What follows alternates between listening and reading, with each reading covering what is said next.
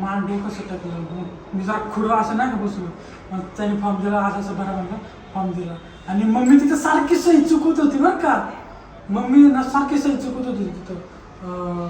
सुनीता नाही का, नीच्या जागी तला आणि राठोडला जागी टला होती. तर मग परत तिथं नाही का मम्मीवरती मला रागला येत होता. विचार किती वाजता चुकवली होती, विचार किती वाजता चुकवली होतं.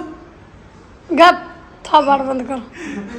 मग नाही का लय वेळा त्यांनी सही चुकवली. मी म्हणलं सर अजून एक कॉफी आहे का, ते सही लई चुकवते. म्हणून ते म्हणलं अहो एवढी सही चुकवते तुम्हाला तर माहितीच आहे. काय मग माहितीचे परत रीड झाले की परत मेल टाकायचा.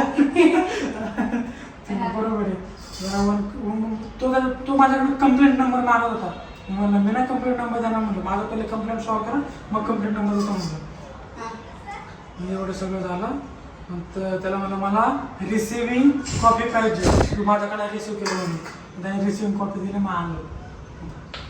पहिले बँकमध्ये गेलं तेव्हा किती काय काय म्हणायचे, असं झालं तसं झालं यावं झालं. 1 महिना आपल्याला त्रास देत होते का नाही, देत होते का नाही बोल की.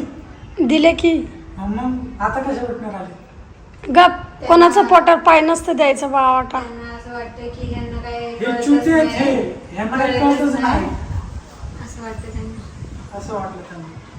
मग आई आपलं डोकं सटकलं. राहू दे. मेन रात्री 1 वाजता त्याचा सकाळी 8 वाजता मला रिप्लाय आला. सकाळी 8 वाजता त्यांनी घरातनच रिप्लाय दिला. याचा अर्थ त्यांचे फाटले मेल बघून.